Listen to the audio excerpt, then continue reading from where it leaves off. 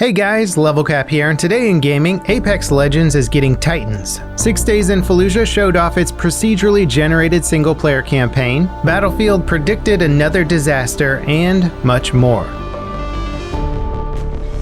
Titans are finally coming to Apex Legends. A Dataminer has allegedly uncovered a new character with the ability to call in an auto Titan that drops from the sky and provides suppressive fire.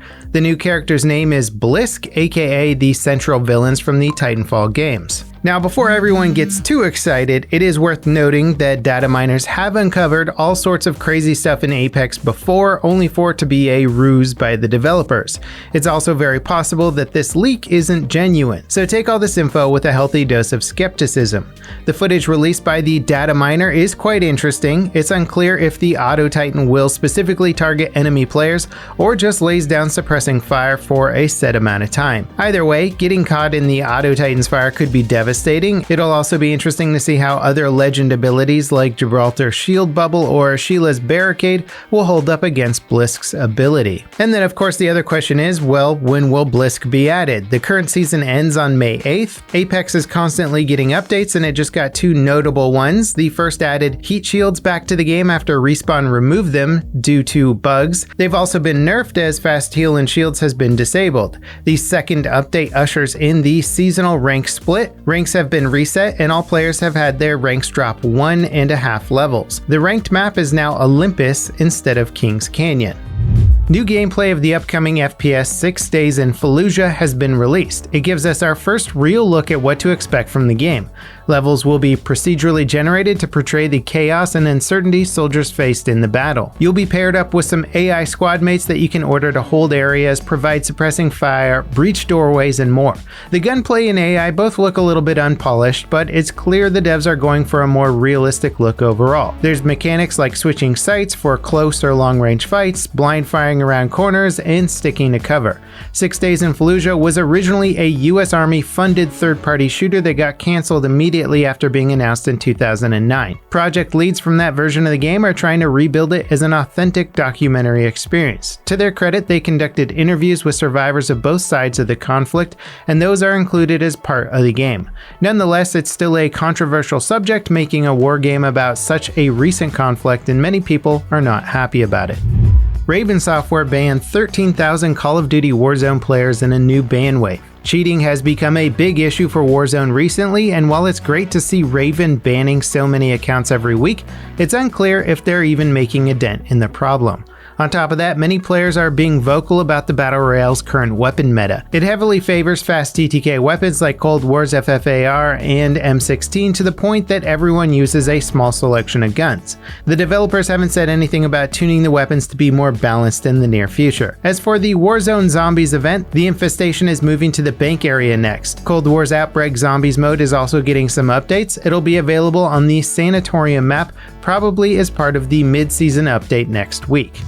Battlefield is back at it, predicting real-life disasters years before they happen. This time around, it's a cargo ship blocking the Suez Canal. Battlefield 4 famously predicted the Arecibo Observatory telescope collapsing on Rogue Transmission. You could blow up an in-game telescope dish based on the real-world observatory, and it actually collapsed last year in a very similar manner. Battlefield 1 players might recall a crashed destroyer partially washed up on the shore of the Suez Canal map. In real life, a cargo tanker called the Evergreen is currently blocking the entire canal. It lost steering due to high winds and ran aground, blocking the canal. The accident has frozen all traffic through the canal for an entire day at this point. It's been partially refloated so that it can be towed out of the way. A new World War II game from the developers of Verdun is coming to PC and consoles later this year. Isonzo focuses on the Italian front of the First World War and will take place in northern Italy. It'll include a new mode called Offensive that puts players in recreations of historical battles. While it's not exactly on the same production level as Battlefield 1, it's a significant step up from Verdun. Amazon Games have hired former Rainbow Six Siege devs. The company is opening a new studio and putting them in charge of developing an online multiplayer title. It'll be an original title, which is good news considering Amazon's poor track record with getting literally any game out the door. So far, their best effort was Crucible, which did make it to release but was quickly cancelled afterward. PlayerUnknown's Battlegrounds Season 11 is adding an interesting item to the mix. The emergency pickup will let players use a Fulton balloon to travel towards the safe zone via plane. Metal Gear Solid 5 players will recognize this item as how you extracted people and items from missions. Once deployed, the Fulton balloon is very obvious to other players on the map. The plane that picks you up flies you to the safe zone and you can parachute down at any time.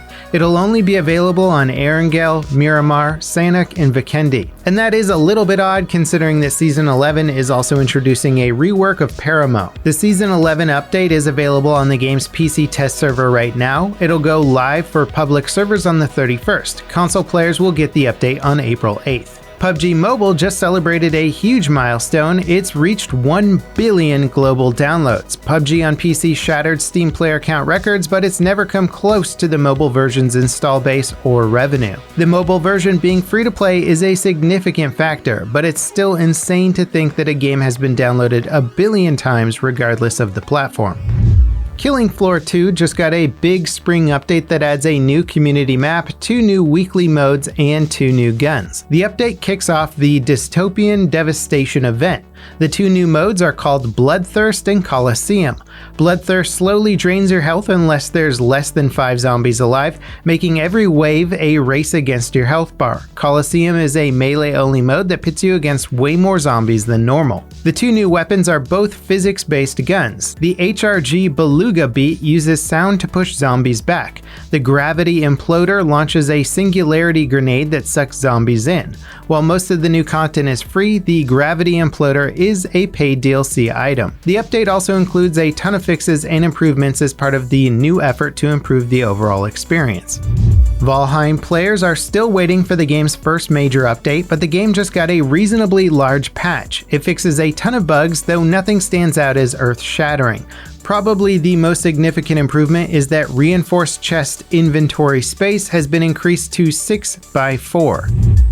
Serious Sam 2 might be 15 years old, but that isn't stopping the developers from updating it. The developers are celebrating the franchise's 20th anniversary by slashing prices and updating some of the games. Serious Sam 2's update added a new beam gun, dual wielding, 12 multiplayer arenas, sprinting, and rocket jumping. The latest game in the series, Serious Sam 4, also got a major update. It makes an official editor for the game available for all players and adds Steam Workshop support to host community-made content. All of the game's NPCs are also playable.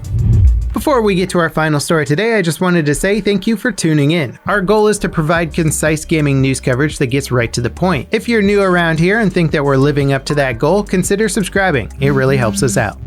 Hitman 3's next DLC will pit Agent 47 against the 7 Deadly Sins. The DLC is available for purchase now, but will release as episodic missions starting on the 30th. The whole collection of missions will cost $30, but you can also buy them individually. The first mission will have players taking out Greed. Rewards are a dapper gold suit, cane weapon, and greedy little coin item. And that wraps it up for today in gaming. Thank you guys so much for watching, and I'll see you next time. This is LevelCap signing off.